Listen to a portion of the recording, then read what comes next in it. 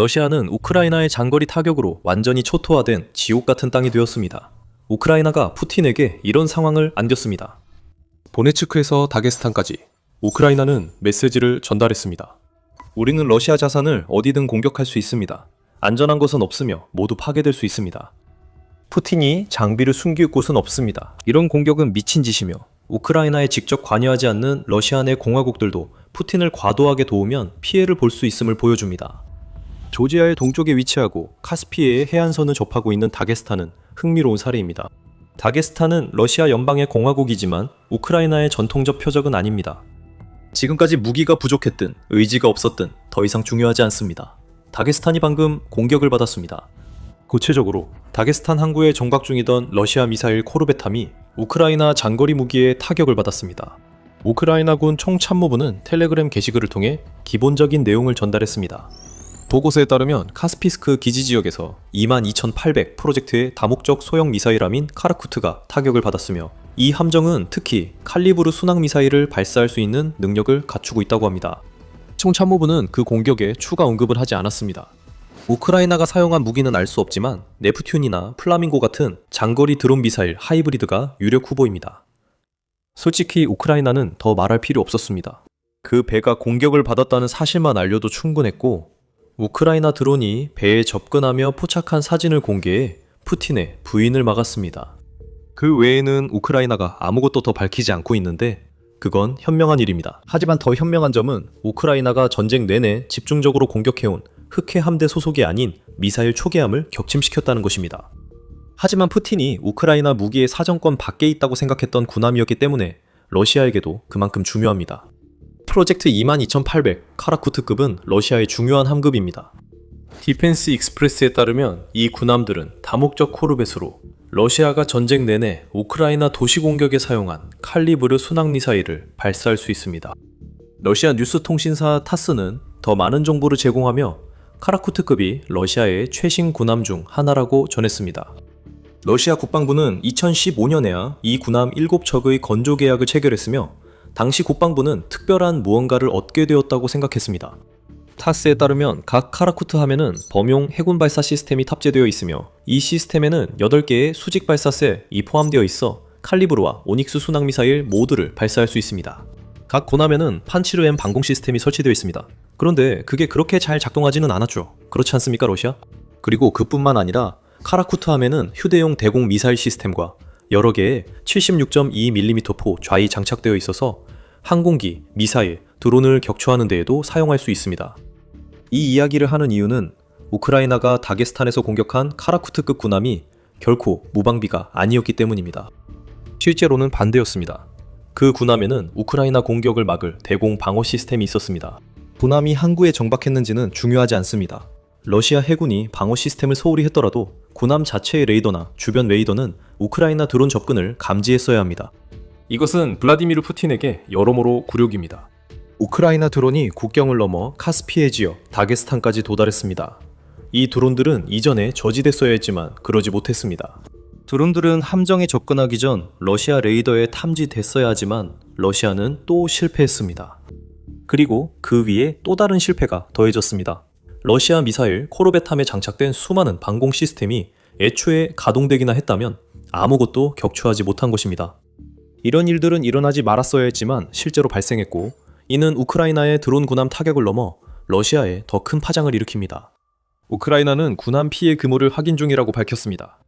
우크라이나가 군함을 작전 불능 상태로 만들 만큼 강력한 타격을 가했다고 가정하면 이는 러시아가 칼리브르 순항 미사일을 사용해 우크라이나 영토에 공습을 가할 수 있는 능력도 줄어들었다는 의미입니다. 그건 큰일입니다. 칼리브르는 오랫동안 우크라이나의 큰 위협이었습니다. 미사일 방어 옹호 연합에 따르면 이 순항 미사일들은 1500km에서 2500km까지 비행할 수 있으며 육상과 해상에서 모두 발사할 수 있습니다. 이 미사일은 450kg 재래식 탄두를 탑재하며 핵탄두도 잠착 가능합니다. 그것만으로도 우크라이나의 큰 문제입니다. 칼리버 미사일이 2024년 11월에도 이미 흑해에서 발사되어 우크라이나를 여러 번 타격했고 그 미사일들 하나하나가 핵탄두를 탑재할 수도 있어 더욱 심각합니다. 이는 프라부다 보도입니다. 그 심리적 충격을 과소평가해선 안 됩니다. 푸틴은 예측할 수 없는 인물이며 핵 위협을 서슴없이 내뱉는데 거리낌이 없습니다. 그가 실제로 행동할 가능성은 낮지만 4년 넘게 이어진 우크라이나 전쟁이 보여주듯 가능성은 항상 존재합니다. 러시아 핵탄두 운반 수단이 발사되면 가능성은 있습니다. 우크라이나는 그중 하나를 무력화했다고 봅니다. 칼리버 미사일은 카라쿠트급 등 소형 군함에서도 발사 가능해 위험합니다. 소형 군함은 레이더에 잘 잡히지 않고 반격도 어렵습니다. 우크라이나는 모든 어려움을 극복하고 러시아 미사일 코르베탑 위치를 파악해 드론으로 최소 한 번 명중시켰습니다. 정말 인상적입니다. 우크라이나의 정보망이 드론만큼 깊이 침투했음을 보여줍니다. 푸틴은 우크라이나가 러시아의 숨겨진 군사자산을 이렇게 많이 파악하는 것을 어떻게 막을지 고민할 것입니다. 그가 할 수 있는 일은 많지 않습니다. 하지만 그것은 푸틴의 문제 중 가장 작은 부분에 불과합니다. 우크라이나가 다게스탄에서 감행한 공격이 아무리 인상적이라 해도 그 이면에는 푸틴이 결코 마주하게 될 것이라고 생각하지 못했던 훨씬 더 큰 문제가 있습니다. 러시아 우크라이나 해전이 러시아 입장에선 어두운 새 국면에 접어들고 있습니다. 그리고 이것은 흑해만이 러시아가 걱정해야 할 유일한 전장이 아니라는 것을 의미합니다. 카스피해도 이제 고려 대상이 됐고 이는 시작일 뿐입니다. 해군 전선에서 모든 것이 변하고 있으며 이번 공격은 그 한 예일 뿐입니다. 이런 점 때문에 저희는 더 밀리터리 쇼를 만듭니다. 힘의 실제 움직임과 신기술이 전장을 어떻게 바꾸는지 탐구하려는 것입니다. 처음 오셨다면 구독 눌러 영상을 놓치지 마세요. 러시아는 해군 전선에서 우크라이나를 상대로 좋은 성과를 내지 못했습니다. 푸틴이 침공을 시작할 당시 흑해는 러시아의 동무대로 여겨졌습니다. 그것은 쉽게 할 수 있는 가정이었습니다.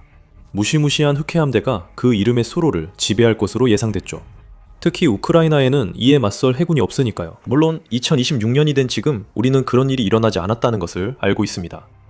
2024년 3월까지 흑해 함대의 약 3분의 1이 우크라이나 미사일과 드론 공격으로 전력에서 제외됐습니다. 오늘날 흑해의 세력 균형은 완전히 바뀌었습니다. 러시아 함대는 세바스토폴에서 노보로시스크로 철수한 뒤 미사일 공격 외에는 거의 아무것도 못하며 사실상 무용지물이 됐습니다. 흑해는 안전하지 않지만 많은 이들이 예상한 것처럼 불법 점령된 크림반도에서 우크라이나로 이어지는 결정적 통로도 아닙니다. 블라디미르 푸틴은 흑해에서 영향력을 잃어도 감당할 수 있습니다. 물론 이상적인 상황은 아니지만 다른 경로로 우크라이나에 병력과 장비를 계속 보낼 수 있습니다. 흑해 함대가 타격을 받았지만 블라디미르 푸틴은 우크라이나가 흑해 밖 선박은 공격하지 않을 것이라 믿고 위안을 삼았습니다. 이 모든 것이 변하고 있으며 그것은 블라디미르 푸틴에게 큰 문제입니다. 우크라이나는 분명히 흑해를 잊지 않았습니다. 드론이 다게스탄에 오기 전 우크라이나는 노보로시스크에서 그림자 함대 유조선 2척을 공격해 푸틴에게 흑해 함대가 흑해에서 더는 영향력을 행사하지 못한다는 점을 상기시켰습니다. 하지만 푸틴의 가장 큰 문제는 우크라이나가 해군 작전 범위를 확장해 더 이상 한 해역에만 머물지 않는다는 점입니다. 카스피해에서 러시아 미사일 초계함을 격침시킨 것은 그 증거이지만 이것은 우크라이나의 진화하는 해군 전략의 유일한 예시는 아닙니다. 지난 6개월 동안 우크라이나는 장거리 작전을 펼치며 러시아 군함과 그림자 함대 유조선들을 격침시켜왔습니다. 지난 12월 우크라이나는 지중해에서 러시아 유조선을 처음으로 타격했으며 우크라이나에서 2000km 이상 떨어진 곳에서 캔딜호에 치명적인 피해를 입혔습니다. 3월 러시아는 우크라이나 드론이 지중해에서 LNG 유조선을 침몰시켰다고 비난했습니다. 아크틱 메타가지오가 리비아와 몰타 사이에서 공격을 받았고 우크라이나가 리비아에 여러 기지를 세워 푸틴의 그림자 선박 지중해 통로 시도를 막으려 한다는 소문이 있습니다. 5월 3일 러시아의 카라쿠크급 미사일 함정, 순찰정, 또 다른 그림자 함대 유조선이 레닌그라드 프리모르스크 항구에서 우크라이나 공습을 받았습니다. 그곳이 발트해 항구여서 우크라이나가 동서로 영향력을 넓히고 있음을 보여줍니다. 우리는 우크라이나가 자주 함정을 격침시키는 데 익숙했지만 흑해 밖 선박 소식을 주로 전하게 될 줄은 예상 못했습니다.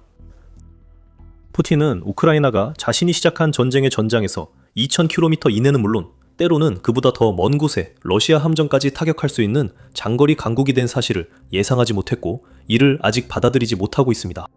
이제 러시아 함정은 더 이상 안전하지 않습니다. 우크라이나가 함정을 타격할 수 있는 드론이 없을 때조차도 드론이 이동해야 하는 거리를 줄이기 위해 먼 나라들의 기지를 세우고 있습니다. 우리는 우크라이나의 장거리 작전이 실시간으로 발전하는 모습을 목격하고 있습니다. 과거에는 약자였던 이 나라가 이제 러시아와 보조를 맞추고 있습니다. 이미 균형이 잡혔고 이제 우크라이나가 주도권을 쥐고 있습니다. 하지만 우크라이나가 다게스탄에서 미사일 코르벳함을 격침한 것만으로 끝났다고 생각하지 않으셨겠죠? 우크라이나는 더 많은 준비를 했으며 장거리 타격은 하룻밤에 여러 목표를 동시에 공격하는 것이 특징입니다. 또한 우크라이나의 초점은 다게스탄과 점령지 중간 지역으로 나뉘었습니다. 러시아가 우크라이나에서 점령한 돈바스의 루안스크 지역에는 드론들이 날아다녔습니다. 우크라이나 조종사들은 소즈니브카에 있는 러시아 지휘소를 정밀 타격하여 푸틴이 루안스크에서 돈바스 깊숙이 병력을 진격시키는 능력을 제한하게 되었습니다. 그 지휘소가 파괴되었더라도 공격은 여전히 계속될 것입니다. 푸틴은 병사들의 목숨을 신경 쓰지 않지만 이런 공격은 조율되지 않고 혼란스러워 우크라이나 드론이 많은 살상구역에서 손쉽게 격퇴당할 것입니다. 루안스크에서도 우크라이나는 칼마키브카의 탄약고와 스몰얀 이노바의 저장시설을 파괴했습니다. 그 시설에 무엇이 보관되어 있었는지는 알 수 없지만 러시아의 물류와 최전선 보급망을 지원하는 보급품이었을 가능성이 높습니다. 탄약고에는 러시아가 공격의 일환으로 우크라이나 진지를 공격하는 데 사용하는 포탄이 보관되어 있었을 가능성이 높습니다. 루안스크 전선의 푸틴 앞잡이들에게 좋은 소식이겠군요. 지휘소가 파괴되고 이제 우크라이나에 맞서 반격할 탄약이나 보급품도 없습니다. 이제 그들에게 남은 건 사살구역으로 무작정 돌진하는 것뿐이겠죠. 그 결과가 어떻게 될지는 모두가 잘 알고 있습니다. 우크라이나는 도네츠크를 겨냥하면서 돈바스에서의 파괴적인 일련의 공격을 완성했습니다. 야즈나 정착촌 근처에서 우크라이나 중거리 드론이 러시아 드론 운용자들의 지휘소를 파괴했습니다. 아이러니가 통쾌하네요. 드론 지휘소를 그 지휘소에서 조종하는 바로 그 종류의 무기로 파괴하는 것은 우크라이나의 모든 사람들이 지지할 만한 복수 공격입니다. 그리고 추가로 우크라이나는 도네츠크의 다소바 지역과 자포리자 지역에 직결해 있던 러시아 병력에 대해서도 공격을 완료했습니다. 루안스크의 일부 공작 병력이 남아 있습니다. 돈바스의 다른 곳에서는 병사들이 전선에 접근하기도 전에 제거되고 있습니다. 푸틴의 후방이 어려운 상황입니다. 미사일 코르벳함이 공격받았고 점령지 곳곳이 우크라이나 드론에 의해 손상됐습니다. 이 모든 것은 우크라이나가 2026년에 도입한 장거리 전략의 새로운 접근 방식을 상징하며 러시아에 큰 타격을 주고 있습니다. 우크라이나는 수년간 드론과 미사일로 러시아와 점령지를 공격해왔으며 장거리 타격은 새롭지 않습니다. 다게스탄이나 지중해와 같은 곳까지 공격하는 것은 우크라이나가 새롭게 추가한 전략 중 하나입니다. 그리고 그 점은 2026년까지는 러시아만이 할 수 있을 것 같았던 엄청난 물량 공세로 인해 더욱 심화되고 있습니다. 우크라이나는 여러 전선에서 작전을 확대해왔습니다. 우크라이나의 장거리 무기 보유량은 이제 그 어느 때보다 많아졌고 서방 기술에 대한 의존도도 줄어들었습니다. 오해 마세요. 우크라이나는 여전히 스톰 섀도우, 에이테크임스 등 무기를 받아 기회가 되면 사용합니다. 하지만 새로운 세대의 중거리 드론들이 돈바스에서 우리가 봤던 것과 같은 공격을 가능하게 만들고 있습니다. 드론과 미사일의 생산이 강화되면서 우크라이나는 이제 그 범위를 확장할 수 있게 되었고 특히 해군 작전에서 누구도 가능하다고 생각하지 못했던 먼 지역까지 진출할 수 있게 되었습니다. 포브스의 데이비드 키리첸코는 우크라이나의 확장된 역량이 2026년으로 접어들면서 전쟁의 다음 국면을 정의할 수 있다고 말합니다. 그리고 그의 주장에 반박하기는 어렵습니다. 그는 우크라이나의 플라밍고 드론 미사일 하이브리드가 3월까지 최대 1400km 거리에서 많은 표적을 정밀 타격했으며 이후에도 계속 더 멀리 진입하고 있다고 지적합니다. 예전에는 화력이 부족한 소형 드론을 이용해 장거리 타격을 했지만 이제는 훨씬 더 큰 드론이 수백 킬로그램의 폭발력을 목표물에 전달하며 깊숙한 공격을 수행하고 있습니다. 다게스탄의 러시아 군함이 이를 뼈저리게 깨달았습니다. 또한 우크라이나가 장거리 전략을 강화하는 것은 전쟁에서 가까운 후방과 중심 후방에 대한 정밀 타격을 결정적 요소로 본다는 의미입니다. 그래서 우리는 우크라이나가 다게스탄에서 군함을 격침시키고 점령지 내의 목표물도 계속 타격하는 모습을 보고 있습니다. 러시아를 자주 강하게 타격하면 균열이 드러날 것입니다. 군사적, 심리적 효과는 이미 두드러지고 있습니다. 푸틴은 우크라이나 드론의 잠재력에 겁을 먹어 5월 9일 러시아 전순 퍼레이드에서 모스크바 붉은 감장 퍼레이드에 군사 장비를 전혀 등장시키지 않았습니다. 푸틴은 또한 휴전을 간청했는데 이것 자체가 우크라이나가 러시아 내 거의 모든 목표물과 국외의 많은 목표물을 원할 때마다 타격할 수 있는 능력을 인정한 셈이었습니다. 마지막 순간 우크라이나 대통령 젤렌스키는 푸틴에게 그 초라하게 축소된 퍼레이드를 열도록 허락하겠다며 최고의 모욕을 안겼습니다. 러시아의 약해진 지도자에게 또 한 번 굴욕이 더해졌습니다. 이제 장거리 드론에 관해서는 숫자가 모든 것을 말해줍니다. 2024년 8월 이후 우크라이나는 장거리 드론 공격에서 러시아에 크게 뒤처지다가 이제는 러시아를 앞지르게 되었습니다. 그해 8월 우크라이나는 군사 목표에 드론 1000대를 발사했습니다. 2025년 7월까지 그 수치는 3000대로 늘어 1년 전보다 3배 많았지만 러시아의 드론 공격 양에는 못 미쳤습니다. 2026년 3월 이야기는 우크라이나가 선두에 나서는 것으로 바뀝니다. 러시아는 3월에 7,347대의 드론을 격추했다고 보고했고, 우크라이나는 같은 기간 동안 6,462대의 러시아 드론에 직면했다고 밝혔습니다. 이것은 기록적인 반전으로 우크라이나의 장거리 작전이 그 어느 때보다 크고 강력함을 보여주는 순간입니다. 이제 우크라이나 드론이 다게스탄에서 도네츠크까지 비해가고 있습니다. 그리고 단순히 날아다니는 것뿐만 아니라 목표물도 정확히 타격하고 있습니다. 푸틴은 이를 두려워합니다. 5월 9일 전승절 열병식가 그 증거입니다. 우크라이나가 다게스탄에서 미사일 코르벳함을 격침한 것은 퍼레이드 중 모스크바를 언제든 쉽게 타격할 수 있음을 러시아 지도자에게 알리는 우크라이나의 경고였다고도 할 수 있습니다. 푸틴이 휴전을 원했나요? 대신 전한 손실과 점령지 공격을 감수해야 합니다. 우크라이나는 지금까지 가장 강력한 안보 보장을 자체적으로 마련했습니다. 우크라이나가 다게스탄에서 놀라운 성과를 내고 전함이 불타자 푸틴은 이제 우크라이나가 러시아에 중요할 수 있는 것은 무엇이든 어디서든 공격할 수 있음을 인정할 수밖에 없습니다. 우크라이나는 동정하지 않을 것이며 푸틴이 상황을 인식할 때까지 드론 공격이 계속될 것입니다. 진화된 장거리 타격 전략으로 우크라이나는 푸틴이 불법 합병한 크림반도 통제력까지 약화시키고 있습니다. 레이더 기지부터 이스칸데르 미사일 기지까지 모두 파괴한 또 다른 공습이 크림반도의 전장을 재편하고 있습니다. 크림반도를 해방시키기 위해 지상 침공조차 필요하지 않을 것이며 그 이유는 저희 영상을 통해 확인하실 수 있습니다.